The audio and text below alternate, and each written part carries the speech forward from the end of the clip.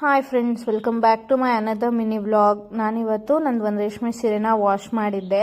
So ಅದನ್ನು iron ಕೊಡೋಣ ಅಂತ ಹೇಳಿಬಿಟ್ಟು ಐರನ್ ಕೊಡೋಕೆ ಹೋಗಿದ್ದೆ. ಆಫ್ಟರ್ ವಾಶ್ ಏನೂ ಎಫೆಕ್ಟ್ ಆಗಿಲ್ಲ ಸ್ಯಾರಿಗೆ. ಐರನ್ ಮಾಡಿಸಿದ್ಮೇಲೆ ಫಸ್ಟ್ ಹೇಗಿತ್ತೋ ಅದೇ ಥರ ಆಯಿತು. ಐರನ್ ಕೊಟ್ಬಿಟ್ಟು ರೇವತಿ ನಕ್ಷತ್ರ ಇದ್ದಿದ್ದರಿಂದ ಬುಧವಾರ ನಾನು ಅಭಿಷೇಕಕ್ಕೆ ಕೊಟ್ಟಿರ್ತೀನಿ ಪ್ರತಿ ತಿಂಗಳು. ಸೊ ಅಭಿಷೇಕಕ್ಕೆ ಕೊಟ್ಟಿರ್ತೀವಲ್ವ, ಪೂಜೆಗೆ ಹೋಗಬೇಕಿತ್ತು ಅಂತ ಹೇಳಿ ಮಹಾಲಕ್ಷ್ಮಿ ಲೇಔಟಲ್ಲಿದೆ ವರಹಸ್ವಾಮಿ ದೇವಸ್ಥಾನ, ಶ್ರೀನಿವಾಸ ದೇವಸ್ಥಾನದ ಪಕ್ಕದಲ್ಲಿ. ಸೊ ಎವ್ರಿ ಮಂತ್ ನಾವು ಅಲ್ಲೇ ಹೋಗ್ತೀವಿ.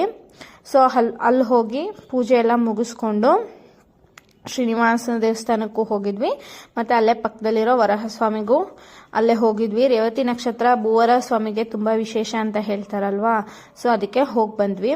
ಅಲ್ಲಿಂದ ತಿಂಡಿ ತಿಂದಿರಲಿಲ್ಲ, ಹೇಗೋ ಅಭಿಷೇಕ ಕೊಟ್ಟಿದ್ವಲ್ಲ ಅಂತ ಹೇಳಿ ಹಂಗೆ ಅಲ್ಲೇ ತಿಂಡಿ ತಿನ್ಕೊಂಡು, ಸೊ ಯಶವಂತಪುರದಲ್ಲಿ ಸ್ವಲ್ಪ ತರಕಾರಿ ತಗೋಬೇಕಿತ್ತು,